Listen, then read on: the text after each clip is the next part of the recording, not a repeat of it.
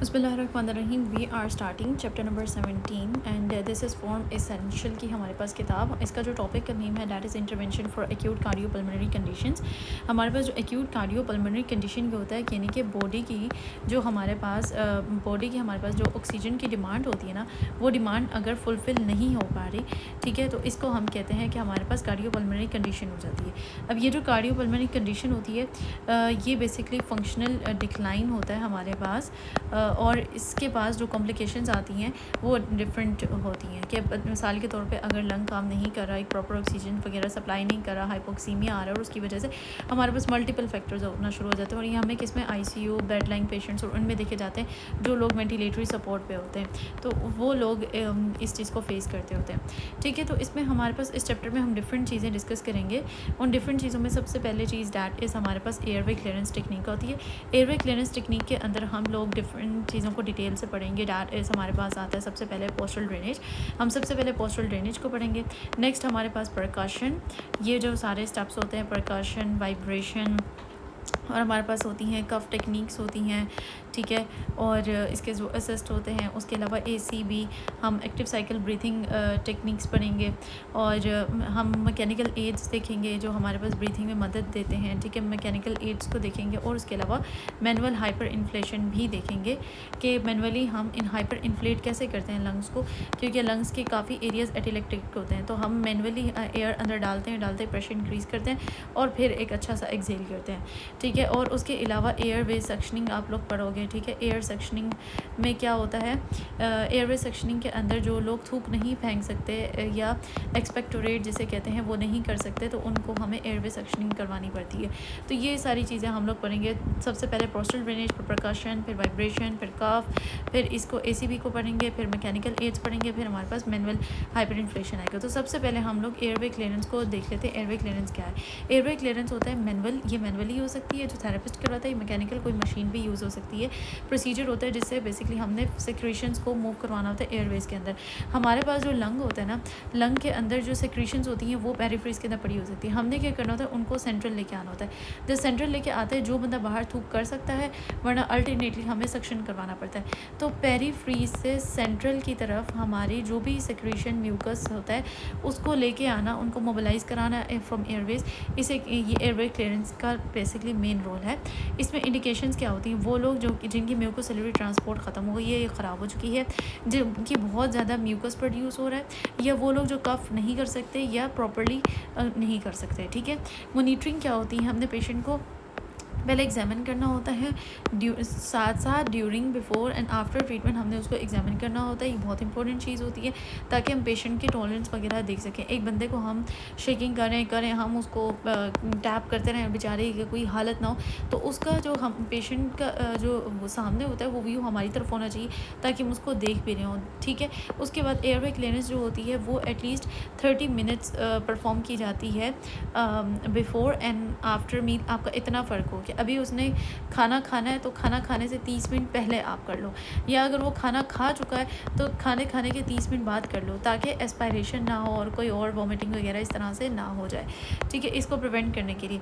उसके अलावा अगर कुछ हमारे पास ICU के अंदर हमें पेशेंट मिलते हैं जो कि ट्यूब से न्यूज़ल ट्यूब या गैस्ट्रिक ट्यूब लगी होती है, तो आप इंश्योर करो कि उनका जो गैस्ट्रिक है ना वो एम्प्टी हो, तो आपने उसको वो करना है। तो patient stomach check before residual feeding that might be aspirated during the treatment, वरना वो किस में चली जाएगी, लंग्स के अंदर एस्पायर हो सकता है वो खाना।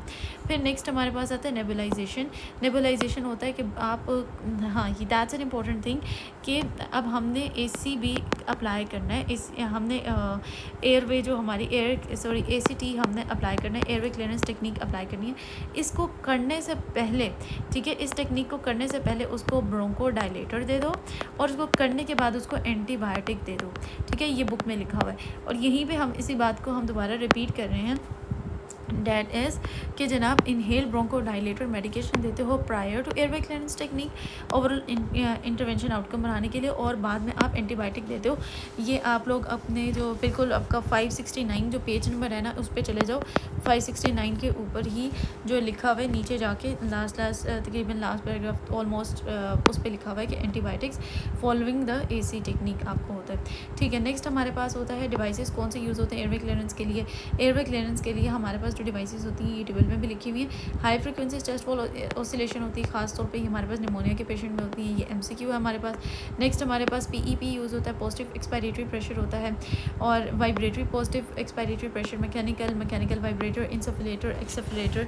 ये जो हमारे पास टेबल नंबर है पर बुक के अंदर 17(3) उसके अंदर ये सारी जो हैं पड़ी और उनके लिहाज से मेंशन है पड़ी। तो हाई चेस्ट वॉल वाला मैंने आपको बता दिया जनाब, ये सिस्टिक फाइब्रोसिस के अंदर यूज़ होता है। हाई चेस्ट वॉल वाला हमारे पास सिस्टिक फाइब्रोसिस के अंदर यूज़ होता है, और जो PEP यूज़ होता है ये हमारे पास ब्रोंकियो एक्टेसिस के अंदर, सिस्टिक फाइब्रोसिस और निमोनिया इनके अंदर यूज़ होता है। और जो वाइब्रेटरी पॉजिटिव प्रेशर है ये हमारे पास वैसे ही एक्यूट ब्रोंकाइटिस के अंदर, और उसी की तरह सिस्टिक फाइब्रोसिस के अंदर, उसी की तरह निमोनिया के अंदर ये भी हमारे पास इसी में यूज़ होता है। ये भी इसी इन्हीं तीनों कंडीशंस के अंदर यूज़ होता है। मैकेनिकल परकासर जो होता है ये मशीन होती है, ये निमोनिया के पेशेंट पी से परकासर, पी से आप मैकेनिकल परकासर निमोनिया वगैरह भी यूज़ करते हो, रेस्पिरेशन निमोनिया में करते हो। वाइब्रेटर भी हम निमोनिया और चेस्ट ट्रॉमा के अंदर यूज़ करते हैं। इंसफलेटर, एसफलेटर, इसका काम हमारे पास कफ असिस्ट में होता है, इसको हम आगे जाके देखेंगे। ख़ासतौर पे हमारे GBS का पेशेंट, स्पाइनल कॉर्ड इंजरी का पेशेंट और मल्टीपल स्क्लेरोसिस का जो पेशेंट है इनके अंदर यूज़ होता है। उसके अलावा यहाँ जो मैंशनड है इसने यहाँ नहीं लिखा हुआ, डैट एज हमारे पास है, डैट इज़ बेड परकासर। बेड परकासर जो होता है, जैसे बेड बता रहा है तो ये ICU के पेशेंट्स के अंदर यूज़ होगा, या वो जिनको बहुत ज़्यादा एक्सेसिव किस्म की पल्मोनरी सिक्रीशंस प्रोड्यूस हो रहे होते हैं, तो ये बेड परकासर यूज़ होता है। तो एक परकासर ये है, एक परकासर मैकेनिकल परकासर है, ठीक है। इसी तरह एक मैकेनिकल वाइब्रेटर है, एक हमारा वाइब्रेटरी पॉजिटिव वाला है, एक पॉजिटिव ये है, और हाई फ्रिक्वेंसी है, और ये सिस्टिक फाइब्रोसिस में यूज़ होती है। ओके, नेक्स्ट अब हाई फ्रिक्वेंसी दिखती कैसे? High frequency chest wall oscillation ये एक वेस्ट की तरह होती है, यानी कि एक स्वेटर की तरह होती है, ठीक है, और ये पहनाई जाती है। इसका डिसएडवांटेज ये है कि यार पहली बात है ये एक्सपेंसिव होती है, दूसरी बात ये है कि बल्कि होती है, और ये पोस्ट ऑपरेशंस के लिए बिल्कुल भी नहीं होती, ठीक है। और इसका ये किसी भी पोजीशन में, जैसे इसको बिठाया हुआ हमने, इसको सिटिंग में कर सकते हैं, और ये हर जगह से वॉल की, चेस्ट वॉल को क्या करती है, ये परकस कर रही होती है, चेस्ट वॉल को परकशंस वगैरह दे रही होती है, ठीक है। नेक्स्ट हमारे पास आता है PEP, ठीक है। ये एक डिवाइस होती है, डैट इज़ ये PEP है, और इसके पास हमारे पास ऑप्शन 2 ये कन्वेंशनल PEP होती है, ये सामने इसका माउथ पीस वगैरह होता है, और हमने कहा ये ब्रोंकियोएक्टेसिस, सिस्टिक फाइब्रोसिस और निमोनिया के पेशेंट के अंदर यूज़ होती है। इसका सबसे बड़ा फ़ायदा ये है जनाब, पहली बात ये है कि ये हमारे पास क्या होती है, पोर्टेबल होती है, और ये इनएक्सपेंसिव होती है कंपैरेटिवली ऊपर वाले के, ये इनएक्सपेंसिव होती है, और ये सिंपल होती है टू यूज़ होती है, सिंपल है, तो पेशेंट को आसानी होती है। बस ये होती है इसमें जिसने एफ़र्ट लगानी है ना, वो हमारे पास पेशेंट खुद होता है जिसने इसका एफ़र्ट वगैरह लगानी है, तो ये काइंड ऑफ डिसएडवांटेज हो जाता है जो वीक पेशेंट्स होते हैं उनके लिए होती है, ठीक है। फिर हमारे पास आता है ये नेक्स्ट डिवाइस, डैट इज़ हमारे पास वाइब्रेटरी पॉजिटिव एक्सपायरेटरी प्रेशर, ठीक है। ये हमारे पास ये डिवाइस होती है जिसे हम एक कैपेला कहते हैं, या हमारे पास इसे हम फ्लटर डिवाइस कहते हैं, ये यूज़ होती है। ये हमारे पास जैसे मैंने कहा था ब्रोंकाइटिस के अंदर, सिस्टिक फाइब्रोसिस और निमोनिया इनके अंदर यूज़ होती है, ये भी इन्हीं तीनों में यूज़ हो रही है। तो एक कैपेला के अंदर क्या होता है, इसके अंदर बहुत PEP थेरेपी यानी कि पॉजिटिव एक्सपायरेटरी प्रेशर भी थेरेपी होती है, और इसके अंदर एयरवे वाइब्रेशंस होती हैं, और यहाँ पे हमारे पास एक मेटल बॉल लगी होती है जो कि इसको रेजिस्टेंस दे रही होती है कि ये इसके अगेंस्ट क्या करेगा, सांस लेगा, अंदर एक्सहेल करेगा, ठीक है। तो ये वाली चीज़ हो गई। इसका भी यही फ़ायदा है कि जनाब ये भी पोर्टेबल है, ये भी इनएक्सपेंसिव है, इसको उठा के फिरना वगैरह आसान है, और इसमें भी डिसएडवांटेज यही है कि ये पेशेंट की एफ़र्ट लगती है इसके अंदर, ये चीज़ हो गई। नेक्स्ट हमारे पास आता है मैकेनिकल परकासर। अब आप ये देख सकते हो, डैट इज़ मैकेनिकल परकासर। ये हमारे पास काइंड ऑफ पल्स वाला होता है, तो हम इसे कहते हैं नीमो पल्स। नीमो लंग हो गया और पल्स पल्स की तरह, तो ये नीमो पल्स होता है, ठीक है।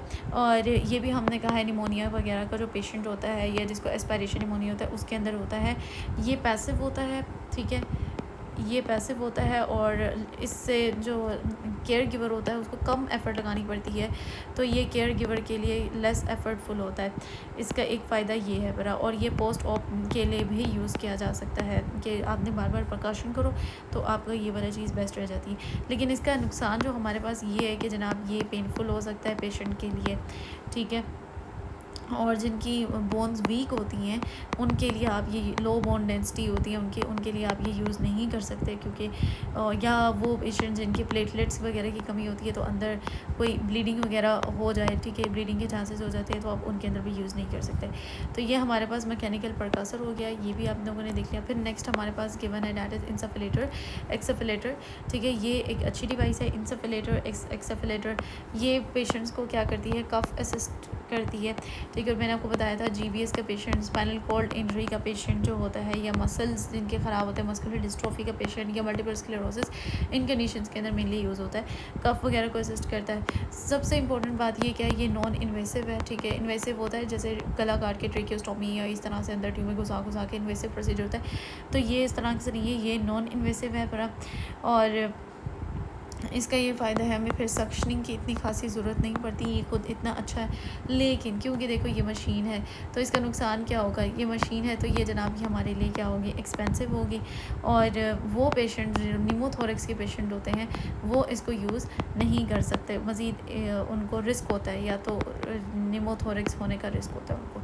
तो इसको देख ले, इंसफिलेशन एक्सफिलेशन जो होती है एक थेरेपी डिवाइस होती है जो पहले आपके लंग को क्या करती है, भरती है हवा से, इंसफिलेट करती है, फॉलोड बाय एन इमीडिएट, और फ़ौरन से वो क्या करती है, नेगेटिव प्रेशर अप्लाई करती है, नेगेटिव से सारी हवा which produces a rapid acceleration, जैसे हवा सारी बाहर चली जाती है, ठीक है। और ये भी पोर्टेबल वगैरह होती है, सॉरी पोर्टेबल तो नहीं होती ये, घरों पे हो सकता है, आप इसे घरों पे रख सकते हो। अब जो टेक्निक्स हमारे पास होती हैं डैट इज़ पोस्टल ड्रेनेज, जो मैंने आपको बताया था, परकशन, वाइब्रेशन, कफ असिस्टेंट, मैनुअल हाइपर इन्फ्लेशन और एयरवे सक्शनिंग हमारे पास हो गई। तो 1 2 3 4 5 6 ये 6 हो गए हमारे पास। तो सबसे पहले हम डिस्कस करेंगे पोस्टल ड्रेनेज को, फिर परकशन, वाइब्रेशन, कफ टेक्निक और एयरवे सक्शनिंग तक जाएंगे। अब जो पोस्टल ड्रेनेज होती है बेसिकली ये अजम्पशन होती है, आप ना एक बॉडी पोजीशंस बनाते हो, ग्रेविटी की मदद से ना आप ड्रेन करते हो सेक्रेशन को हर पेशेंट के उस लंग सेगमेंट के मुताबिक पेरिफेरी से सेंटर की तरफ ले आते हो। अब जो पेशेंट की पोजीशन जो होती है ना वो परपेंडिकुलर टू द फ्लोर होनी चाहिए, ये इंपॉर्टेंट MCQ पॉइंट हो गया। और जो पोजीशनिंग होती है ना उसके लिए आप बेड के ऊपर नीचे कर सकते हो, पिलो या ब्लैंकेट रोल, इन सबको यूज़ कर सकते हो। दूसरा ये कि जो अगर आपकी पोस्टल ड्रेनेज एक्सक्लूसिवली सिर्फ अकेले पोस्टल ड्रेनेज कर रहे हो तो ये करो, हर जो पोजीशन बनाई है उसे 5 से 10 मिनट के लिए मेंटेन करो। 2 हमारे पास MCQ पॉइंट हो गए। एक हमारा MCQ पॉइंट ये है कि आपका जो ब्रोंकाई है वो परपेंडिकुलर होना चाहिए फ्लोर के।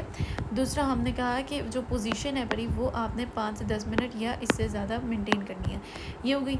इसमें हमारे पास प्रिकॉशंस और कंट्रा इंडिकेशंस आ जाती हैं, ये हमारे पास गिवन है परा टेबल, पेज नंबर 573 के ऊपर टेबल हमारा गिवन है, ये वही है परा कि हमने पोस्टल ड्रेनेज के लिए 17.1 टेबल है।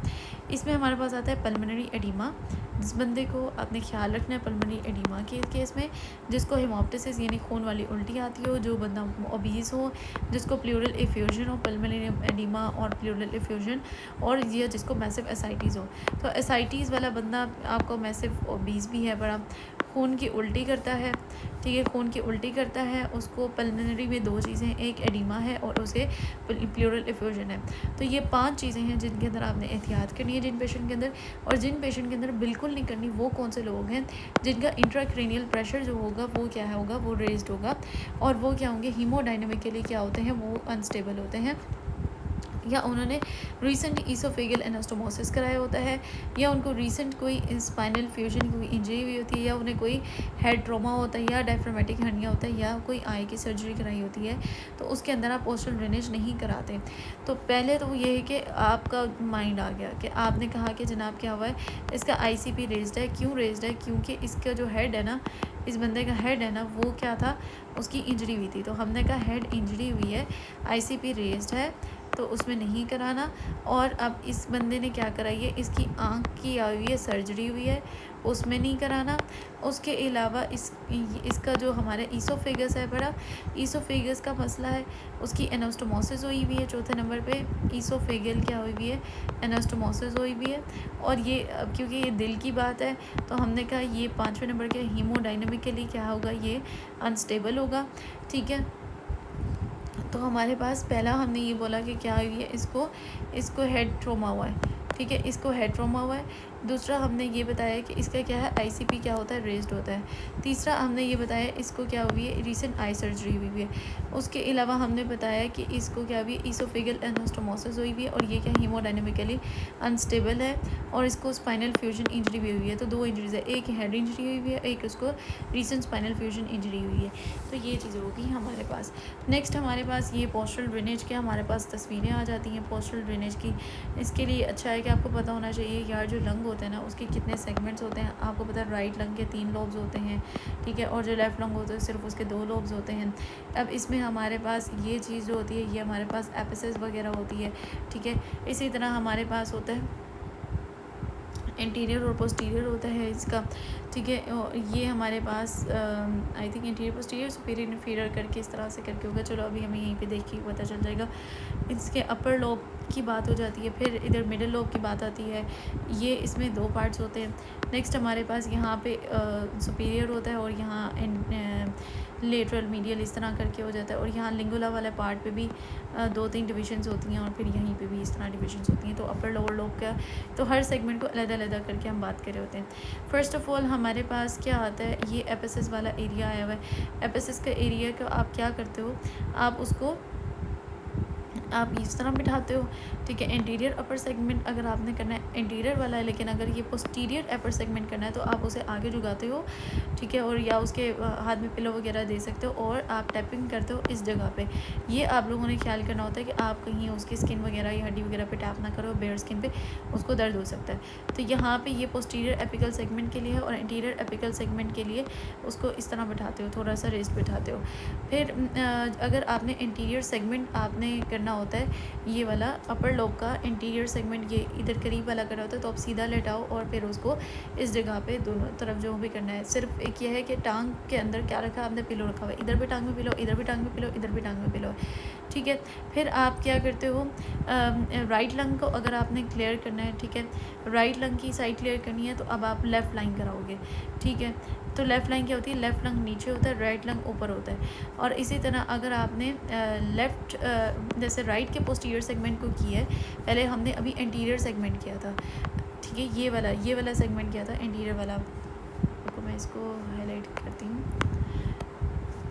अभी हमने ये इंटीरियर सेगमेंट किया था, अब हम पोस्टीरियर सेगमेंट कर रहे हैं, ठीक है। इंटीरियर सेगमेंट के लिए हमने उसको सीधा लेटाया हुआ था, ये हमारा था सीधा इंटीरियर सेगमेंट।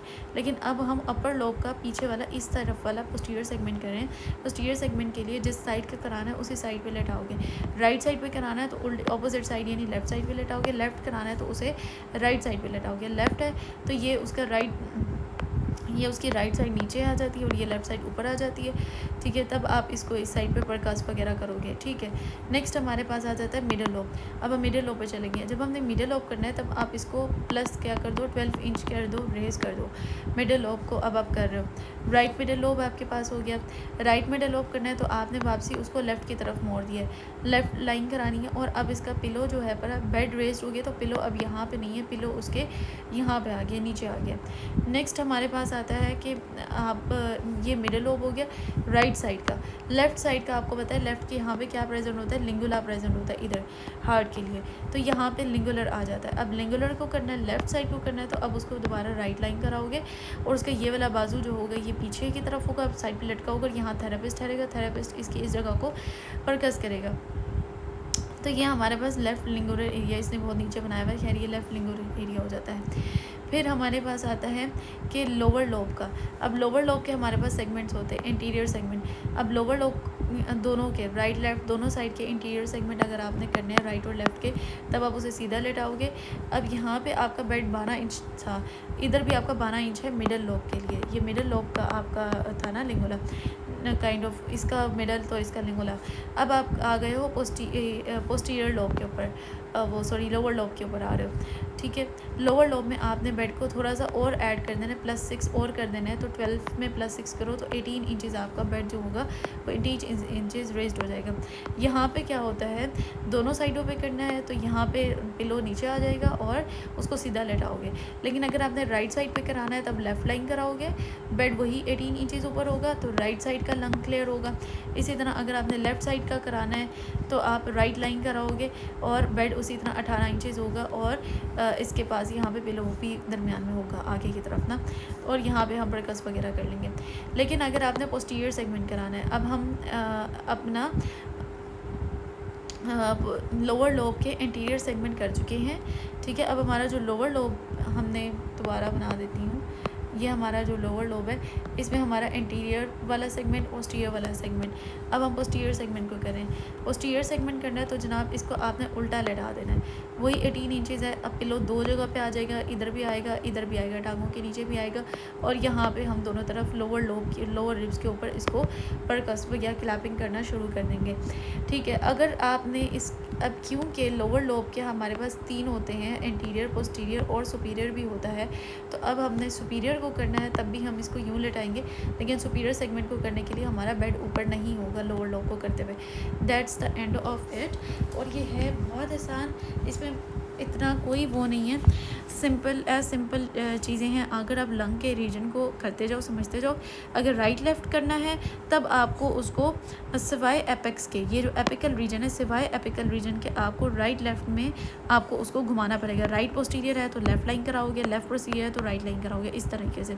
लेकिन जो एपिकल है उसमें आप इंटीरियर एपिकल है तो सामने बिठाओगे, यहाँ से आप उसको परकस करोगे। पोस्टीरियर एपिकल है तो ऐसे बिठाओगे, चेयर वगैरह बिठा लो बेशक, और उसके आगे पिलो वगैरह भी इसको आगे पकड़ा दो, ये कर लोगे। लेकिन अगर इंटीरियर सेगमेंट दोनों के हैं, पर राइट लेफ्ट दोनों के हैं, तब सीधा लेटाओगे, सिर्फ पिलो इधर होगा, टांग के नीचे होगा। लेकिन अगर साइड्स करानी है तो उसे दोनों तरफ उसकी तरफ हो जाएगा। फिर आपके पास मिडल लोब आता है। मिडल लोब में सिर्फ 12 इंचेस, सिर्फ 12 वाला है, मिडल लोब के अंदर है। इसके मिडल लोब को ये कहते हैं और उसके मिडल लोब को लिंगुला कहते हैं। राइट साइड का है तो आप लेफ़्ट लाइन कराओगे, और लिंगुला लेफ़्ट साइड का है तो आप राइट लाइन कराओगे। और बाकी यहाँ पे हमने क्या कहा है कि हमारे पास लोअर लोब को करना है। अगर हमने ड्रेन, तो लोअर लोब दोनों के ड्रेन करना है, राइट और लेफ्ट दोनों के, तो आप सीधा ही रखोगे। और लोअर लोब में एक और चीज़ हो जाएगी ऐड कि आपने 18 इंचेस कराना है। अगर आपने फिर राइट के लेटरल सेगमेंट को करना है, फिर लेफ़्ट के लेटरल सेगमेंट को करना, ये हो गया। लेटरल के बाद आपके पोस्टीरियर और सुपीरियर सेगमेंट हो जाएंगे, ठीक है। तो फिर आपने पोस्टीरियर को करना है तो उल्टा लेटा दोगे, सुपीरियर को करना है तभी उल्टा ही लेटाओगे, लेकिन बेड जो है वो नीचे वापसी कर दोगे। तो अभी मैं इसको यहाँ स्टॉप करी हूँ। नेक्स्ट पार्ट में हम नेक्स्ट